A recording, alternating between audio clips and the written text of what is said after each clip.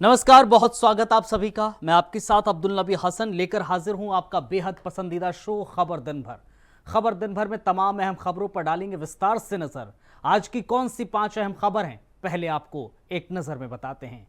आज 5 अहम खबरों का जिक्र होगा तो जिक्र सबसे पहले सैलाब का होगा। जरा सोचिए, सुबह सुबह हाईवे पर एक भयानक टक्कर होती है और सड़क किनारे लहूलुहान हालत में पड़े दो सगे भाई, एक की सांसें चल रही होती हैं, दूसरा खामोश पड़ा होता है, लेकिन आसपास खड़े लोग मदद करने की जगह मोबाइल से वीडियो बनाते हैं। लेकिन इन सब के बीच में एक तस्वीर ऐसी भी नजर आती है जब साइड में सैलाब ही सैलाब नजर आता है, यानी कि पानी का बहाव नजर आता है।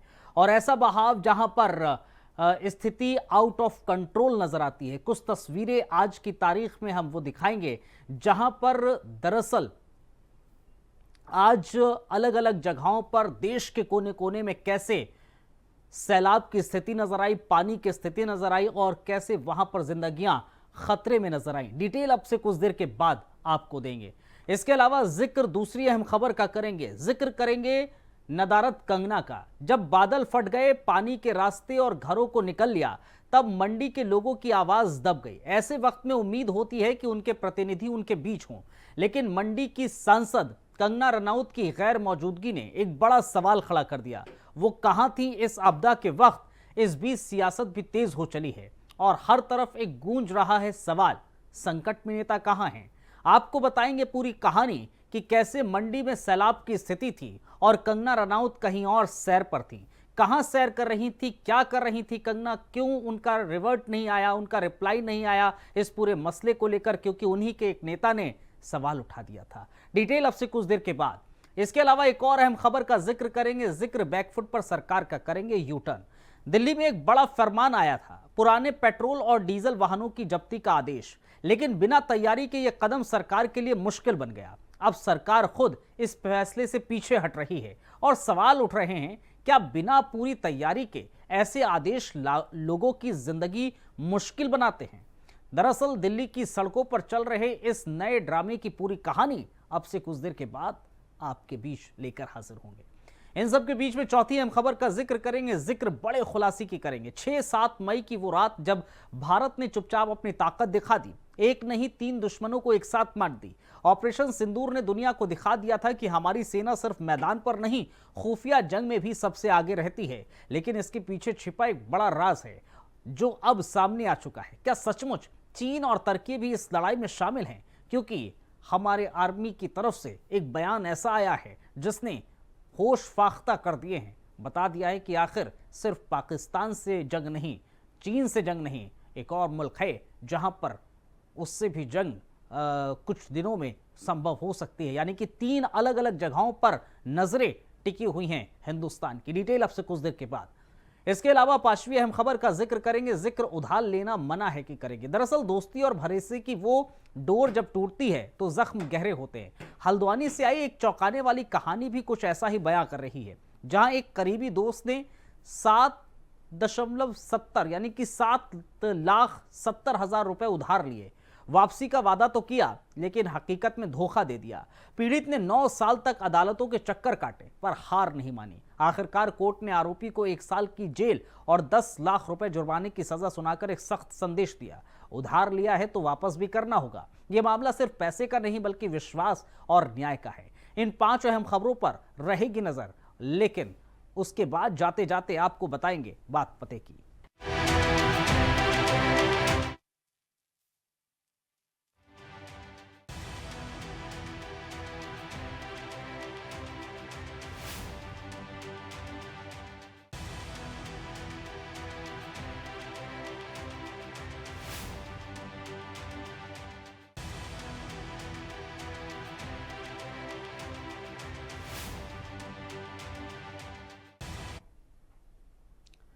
जरा सोचिए, अगर किसी सुबह आपकी आंख खुले, दरवाजा खोलते ही सामने सिर्फ पानी हो, ना सड़क दिखे, ना रास्ता, ना उम्मीद, बस पानी ही पानी, और उसमें तैरती आपकी जिंदगी। देश के कई हिस्सों में यही सच्चाई बन गई है। बारिश अब सिर्फ मौसम नहीं, मुसीबत बन गया है। मंडी हो, शिमला हो, उत्तरकाशी या फिर रायगढ़, हर जगह बारिश ने ऐसा कहर बरपाया कि जनजीवन पूरी तरह से पटरी से उतर गया। कहीं गाड़ियां मलबे में दबी हैं, तो कहीं घरों पर पेड़ गिरने से परिवार सहम गए हैं। असम से लेकर महाराष्ट्र तक, राजस्थान से लेकर पश्चिम बंगाल तक, हर राज्य की एक ही कहानी है। पानी में डूबता इंसान, घुटती सांसें और चुप्पी साधे सिस्टम। हिमाचल के मंडी और शिमला में लैंडस्लाइड से रास्ते बंद हैं। गाड़ियां बुरी तरह क्षतिग्रस्त हो चुकी हैं। उत्तरकाशी में भी पहाड़ दरक रहे हैं। डैमों के गेट खोल दिए गए हैं और पूरा इलाका पानी की चपेट में है। पेंड्रा और जूनागढ़ में तो हालात ऐसे हैं कि सिर्फ पानी और कीचड़ ही नजर आ रहा है। वहां एम्बुलेंस तक फंस गई है, यानी बीमार को अस्पताल तक पहुंचाना भी अब आसान नहीं रहा। राजस्थान के धौलपुर जिले के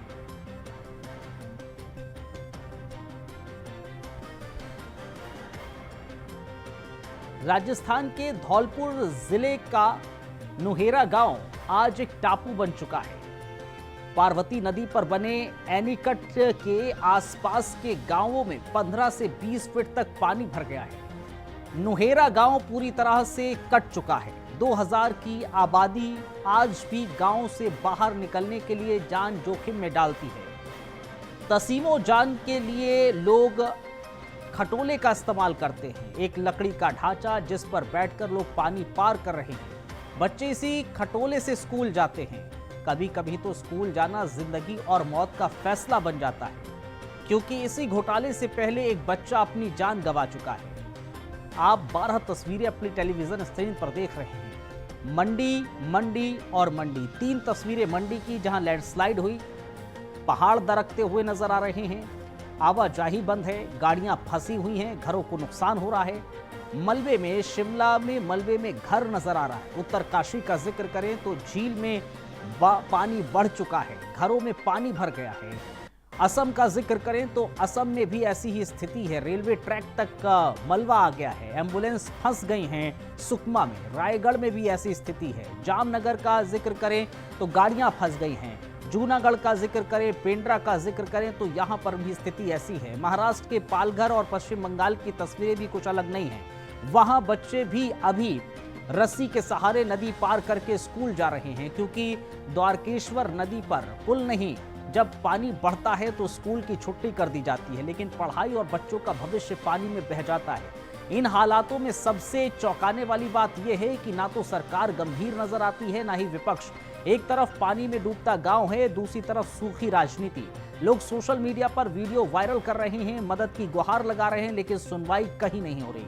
विकास के बड़े बड़े दावे करने वाले सिस्टम की हकीकत आज इसी पानी में बह गई है। ये सिर्फ मौसम की मार नहीं है, ये हमारी नीतियों की नाकामी है। वक्त है सरकारें सिर्फ राहत शिविर लगाने से आगे सोचें।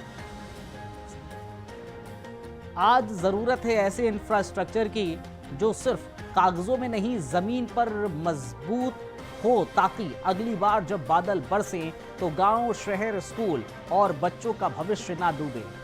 दरअसल तस्वीरें आप देख सकते हैं, बारिश, बाढ़ का सैलाब नजर आ रहा है। धौलपुर राजस्थान का जिक्र करें तो खटोले पर सवारी नजर आई है। खटोले से स्कूल जाती लड़कियां नजर आ रही हैं। खटोले से एक जगह से दूसरी तरफ सवारी करते नजर आ रहे हैं, पार करते हुए रास्ता नजर आ रहे हैं बच्चे, जान जोखिम में डालते नजर आ रहे हैं लोग। पालघर महाराष्ट्र का जिक्र करें तो सैलाब के रास्ते स्कूल जाते हुए बच्चे नजर आ रहे हैं। सैलाब है और सैलाब में बीचों बीच इतनी ज्यादा पानी है कि स्कूल फिर भी जाना है। वहां पर पालघर का जिक्र कर रहे हैं महाराष्ट्र का। इसके अलावा बांकुरा पश्चिम बंगाल में राफ्ट में नदी पार की जा रही है, राफ्ट के जरिए। ये 3 ऐसी जगहें हैं, धौलपुर राजस्थान, महाराष्ट्र और पश्चिम बंगाल। देश के 3 कोनों में इस समय सैलाब की स्थिति ऐसी बन पड़ी है कि लोगों को परेशानी का आलम झेलना पड़ रहा है। लोग परेशान हाल हैं और इस परेशानी का हल अभी तक नहीं मिल रहा है। जब लोग मदद के लिए चिल्ला रहे हों, जब घर बह जाए, रास्ते टूट जाएं, अपनों की लाशें ढूंढी जा रही हो, तब अगर कोई चेहरा सामने ना आए तो सवाल उठना लाजमी हो जाता है। हिमाचल के मंडी में कुदरत का कहर टूटा है, लेकिन इसके साथ ही सियासी तूफान भी आ खड़ा हुआ है। हिमाचल प्रदेश में मानसून ने इस बार भीषण तबाही मचाई है। 20 जून से अब तक बादल फटने, फ्लैश फ्लड, भूस्खलन और डूबने की घटनाओं में 43 लोगों की मौत हो चुकी है और 37 अब भी लापता हैं। अकेले मंडी जिले में 17 लोगों की जान जा चुकी है, 31 का कोई सुराग नहीं। मंगलवार को मंडी में एक दिन में 10 जगह बादल फटे, भूस्खलन हुआ, नदियों में बाढ़ आ गई, सड़कों का नामो निशा मिट गया, गांव के गांव टापू बन गए। लोग अब भी मदद और आस लगाए बैठे थे। ऐसे हालात में उम्मीद की जाती है कि जनप्रतिनिधि लोगों के बीच हों, दुख बांटे, राहत का जायजा ले, लेकिन मंडी की सांसद कंगना रनौत अब तक अपने क्षेत्र में नहीं पहुंची। इसको लेकर सियासी हलचल तेज हो गई है। विपक्षी नेताओं और जनता के बीच ये सवाल चर्चा का विषय बन चुका है कि आखिरकार संकट की इस घड़ी में कंगना कहां है। जवाब में खुद कंगना रनौत ने सोशल प्लेटफॉर्म पर पोस्ट डालकर सफाई दी। उन्होंने कहा कि मैंने मंडी और सिराज के बाढ़ प्रभावित इलाकों में पहुंचने की कोशिश की थी, लेकिन विपक्ष के नेता जयराम ठाकुर ने मुझे सलाह दी कि जब तक संपर्क और पहुंच बहाल नहीं हो जाती तब तक इंतजार करना होगा। मंडी के डीसी ने आज फिर रेड अलर्ट जारी किया। प्रशासन की अनुमति मिलते ही मैं पहुंचूंगी।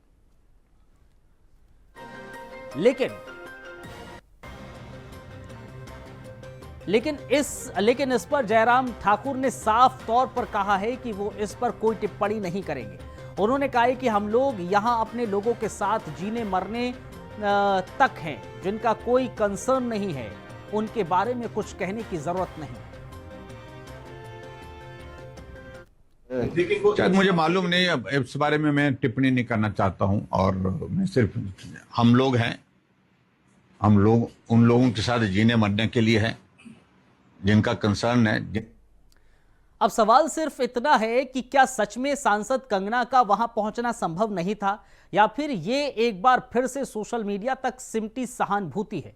ये पहली बार नहीं है। 2023 में भी जब मंडी में भारी बारिश और तबाही हुई थी तब कंगना देरी से पहुंची थी और तब भी उनकी गैर मौजूदगी पर सवाल उठे थे। इस बार दोबारा वैसा ही हो रहा है। फर्क बस इतना है कि अब उनके पास संसद की जिम्मेदारी है और सांसद बन चुके हैं। लोग सोशल मीडिया पर उनसे नहीं, जमीन पर खड़े होकर साथ देने की उम्मीद करते हैं। सोशल मीडिया पर पोस्ट डालने से राहत नहीं मिलती।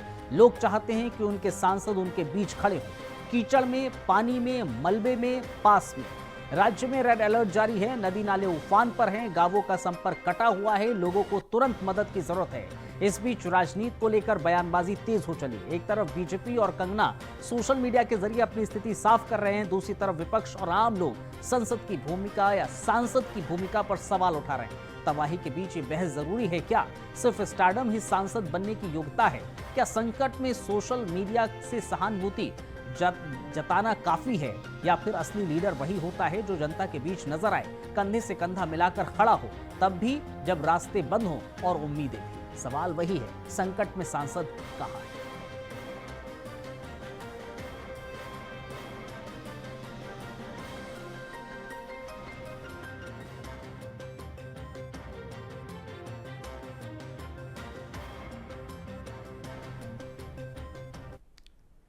दिल्ली में अगर आपके पास 10 साल पुरानी पेट्रोल या 15 साल पुरानी डीजल की गाड़ी है तो बीते कुछ दिनों में आप भी डरे होंगे। सरकारी फरमान आया और गाड़ियां जब्त होना शुरू हो गई। गाड़ियां खिंचवाकर ले जा रही थी, वाहन मालिक परेशान थे और दिल्ली की सड़कों पर एक अजीब सा तनाव देखा जा रहा था। लेकिन अब लग रहा था कि सरकार अपने ही फैसले से बैकफुट पर आ गई है। पूरा मामला दिल्ली सरकार के उस आदेश से जुड़ा है जिसमें 10 साल पुराने पेट्रोल और 15 साल पुराने डीजल वाहनों को जब्त करने की प्रक्रिया शुरू कर दी गई थी। लेकिन इस फरमान को लागू करने से पहले तैयारी अधूरी थी और यही सरकार के लिए सबसे बड़ी मुसीबत बन गया। दिल्ली सरकार के मंत्री मनजिंदर सिंह सिरसा ने अब खुद सामने आकर कहा है कि इस प्रक्रिया को रोका जाना चाहिए। उन्होंने वायु गुणवत्ता प्रबंधन आयोग यानी कि CAQM से अनुरोध किया है कि जब्ती की कार्रवाई को तत्काल प्रभाव से रोका जाए। सिरसा ने माना है कि ANPR यानी कि automatic number plate recognition system में तकनीकी गड़बड़ियां हैं और दिल्ली के बाहर की गाड़ियों का डेटा इसमें है ही नहीं। ऐसे में जो गाड़ियां दिल्ली की नहीं हैं वो बेधड़क चल रही हैं, लेकिन दिल्ली वालों को नुकसान उठाना पड़ रहा है और ये अकेला कारण नहीं है।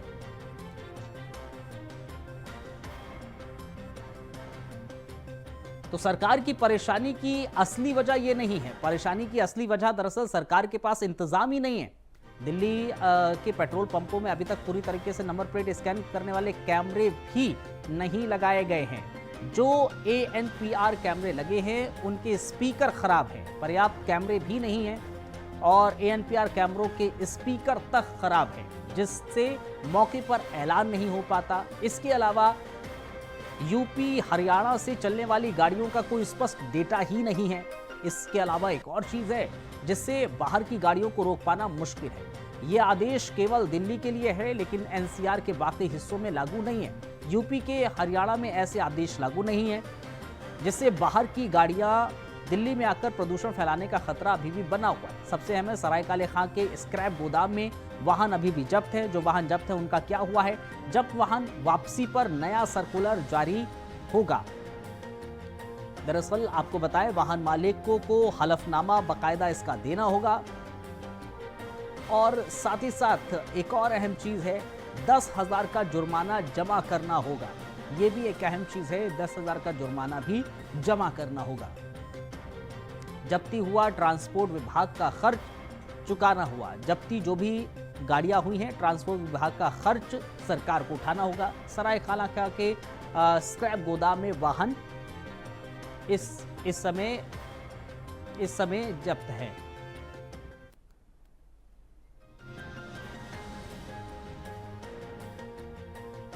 तो जाहिर है जो वाहन जब्त हुए उनका क्या हुआ है वो हमने आपको बताया। अब सरकार की योजना ये है कि जब्त किए गए वाहनों की वापसी के लिए एक नया सर्कुलर जारी किया जाए।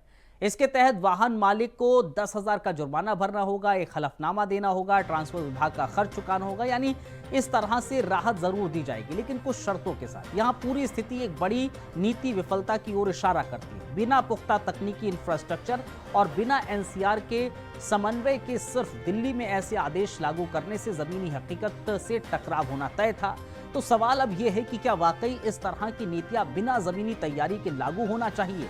क्या पर्यावरण सुरक्षा सिर्फ दिल्ली की जिम्मेदारी है, जबकि NCR के बाकी हिस्से आजाद घूमते रहें? और सबसे अहम है, क्या जनता को हर बार बिना सोचे समझे फरमानों का बोझ उठाना होगा? सरकार का इरादा भले ही सही हो, लेकिन क्रियान्वयन अगर कच्चा हो तो सबसे ज्यादा मार आम आदमी को ही पड़ती है। और यही इस फैसले का सबसे कड़वा सच है। पुराने वाहनों की जब्ती अब बैकफुट पर दिल्ली सरकार है।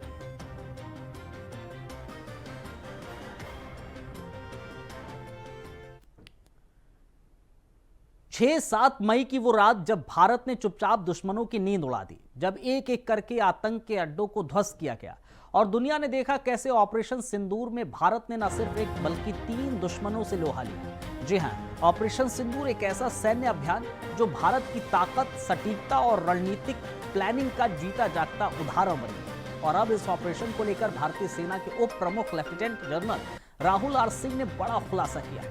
उन्होंने कहा है,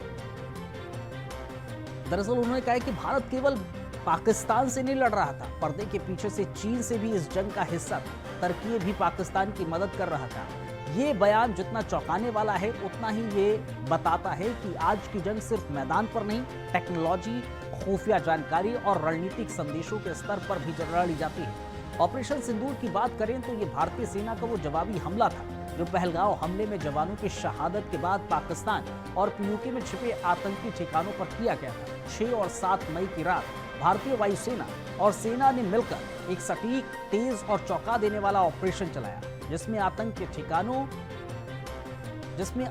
ठिकानों को चकनाचूर कर दिया गया। Lieutenant general Rahul R Singh ने बताया कि इस ऑपरेशन के लिए 21 संभावित टारगेट्स की पहचान की गई, लेकिन अंतिम समय में 9 टारगेट्स को सेलेक्ट किया गया। सटीक हमले के जरिए भारत ने वो संदेश दिया जब दर्द सहने का दौर नहीं रहा।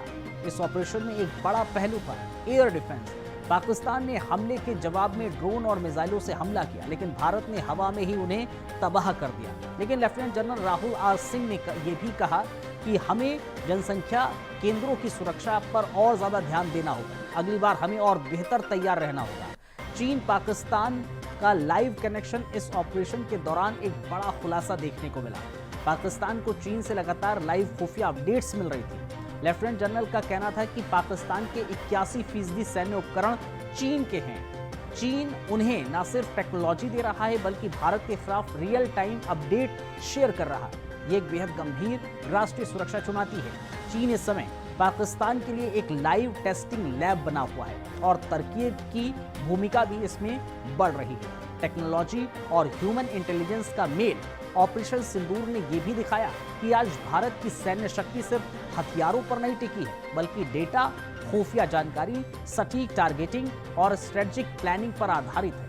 भारतीय सेना ने ह्यूमन इंटेलिजेंस और टेक्नोलॉजी के इंटीग्रेशन से जिस तरह से ऑपरेशन को अंजाम दिया, वो आधुनिक युद्ध कला में एक नया मील का पत्थर है। पाकिस्तान की घबराहट और युद्ध विराम की मांग, जब भारत ने हमला किया तो पाकिस्तान को अपने नुकसान का एहसास हो गया।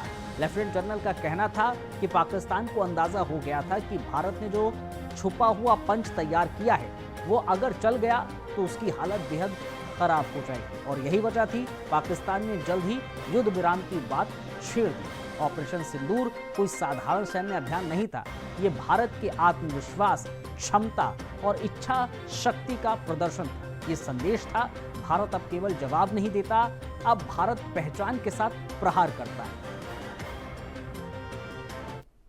So few lessons that I thought I must flag as far as Operation Sindoor is concerned. Firstly, one border, two adversaries. So we saw Pakistan one side, but adversaries were two, and if I would say actually four or three actually. So Pakistan was the front face. We had China providing all possible support, and it's no surprise because if you were to look at statistics, in the last 5 years, 81% of the military hardware that Pakistan is getting is all Chinese, 81% of that. So it's no surprise.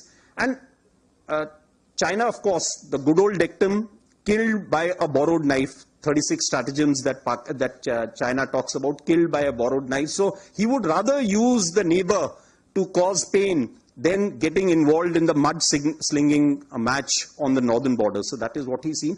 And another thing that China perhaps has seen is that he's able to test his weapons against, say, various other weapon systems that are there. It's like a live lab which is available to. So it's a good, that is what is something we have to be very, very cognizant about. Again, Turkey also played a very important role in providing the type of support that was there. Bayraktar, of course, he's been giving from before. We saw numerous other drones also coming in, landing in the face of war, during the war, along with trained sort of individuals who were there. कभी कभी दोस्ती में लिया गया उधार जिंदगी की सबसे बड़ी सजा बन जाता है। एक भरोसा, एक उम्मीद और एक चेक, जिसने एक दोस्त को मुजरिम बना दिया, दूसरे को कोर्ट का दरवाजा खटखटाने पर मजबूर कर दिया। उत्तराखंड के हल्द्वानी से सामने आई ये कहानी कोई फिल्मी नहीं, यह हकीकत है। एक ऐसी हकीकत जिसने दोस्ती के नाम पर लिए गए उधार को सालों तक कोर्ट के गलियारों में भटकते देखा है, और आखिरकार एक बड़ा फैसला हुआ। आरोपी को 1 साल की जेल और 10 लाख रुपए की सजा सुना दी। मामला 2016 का है। हल्दूचौड़ निवासी महेंद्र सिंह लटवाल को उनके ही करीबी दोस्त मेघश्याम सिंह रावत ने 7,70,000 रुपए उधार मांगे। दोस्ती थी, भरोसा था। महेंद्र ने बिना ज्यादा सोचे रकम दे दी। मेघश्याम ने बदले में एक चेक थमा दिया बतौर सुरक्षा। कहानी यहीं तक रहती तो शायद सामान्य होती, लेकिन असली ट्विस्ट तब आया जब महेंद्र ने वो चेक बैंक में लगाया और चेक बाउंस हो गया। बैंक ने साफ कह दिया, खाते में रकम नहीं है। यहीं से शुरू हुआ एक ऐसा संघर्ष जिसमें एक दोस्त इंसाफ के लिए 9 साल तक लड़ता रहा, दूसरा दोस्त कानून से आंख मिचौली खेलता रहा। महेंद्र ने हार नहीं मानी। उन्होंने 2016 में कोर्ट में केस दायर कर दिया। मामला साल दर साल खिंचता रहा। आरोपी कोर्ट में पेश नहीं होता, कभी फरार हो जाता, कभी दूसरी जगह से केस लटकवाने की कोशिश करता। यहाँ तक की जानकारी के मुताबिक इसी दौरान मेघश्याम की एक अन्य केस में मुरादाबाद जेल में भी वो जा चुका था। लेकिन हल्द्वानी में चल रहे इस मामले में भी वक्त आखिरकार बदल गया। गुरुवार को हल्द्वानी की अपर मुख्य न्यायिक मजिस्ट्रेट कोर्ट में ऐतिहासिक फैसला सुनाया। कोर्ट ने कहा, मेघश्याम ने पैसे लेकर धोखेबाजी की है और उसने दोस्ती के नाम पर उधारी लेकर उसे चुकाने का कोई इरादा नहीं दिखाया। इस आधार पर कोर्ट ने आरोपी को 1 साल की कारावास और 10 लाख रुपए के जुर्माने की सजा सुनाई। इसमें 9.5 लाख रुपए सीधे पीड़ित महेंद्र को मुआवजे के रूप में दिए जाएंगे। अब सोचिए, कोई अपना जिस पर आंख बंद करके भरोसा किया, वो ही अगर आपकी मेहनत की कमाई लेकर आपको धोखा दे तो कैसा लगेगा। ये सिर्फ एक कहानी, एक कानूनी मामला नहीं, ये भरोसे के टूटने की एक गूंजती मिसाल है। एक ऐसा नहीं है कि उधारी देना या लेना गलत है, लेकिन ये मामला हमें सिखाता है कि कानूनी सुरक्षा, सावधानी और सतर्कता कितनी जरूरी है। अगर आप किसी को उधार दे रहे हैं तो दस्तावेज, रसीद और बैंकिंग ट्रैक रखना बहुत जरूरी है। अगर आप उधार ले रहे हैं तो लौटाना आपकी जिम्मेदारी है, नहीं तो ये मामला आपके लिए जेल और जुर्माने तक ले जाया जा सकता है। कोर्ट का ये फैसला उन हजारों लाखों लोगों के लिए मिसाल है जो किसी जान पहचान वाले को पैसा दे देते हैं, लेकिन फिर सालों साल इंतजार करते हैं। कभी रिश्ते की दुहाई, कभी वादे, कभी धोखे का सामना करते हैं। अब अदालत का साफ संदेश है, उधार लिया है तो चुकाना पड़ेगा, वरना कानून चुप नहीं बैठेगा। तो अगर आप किसी को पैसा दे रहे हैं तो कागज तैयार रखिए। अगर आपने किसी से लिया है तो इसे दोस्ती या रिश्ते का फायदा समझने की भूल मत कीजिए, क्योंकि इस बार चेक बाउंस हुआ है, अगली बार भरोसा बाउंस हो जाएगा और तब कानून की सजा बाउंस नहीं करेगी। पैसा लौटाना सिर्फ लेन देन नहीं होता, ये भरोसे की अदायगी होती है, और भरोसा अगर टूट जाए तो रिश्ते भी अदालत की दहलीज पर पेश हो जाते हैं। उधार लेने वाले अब सावधान हो जाए।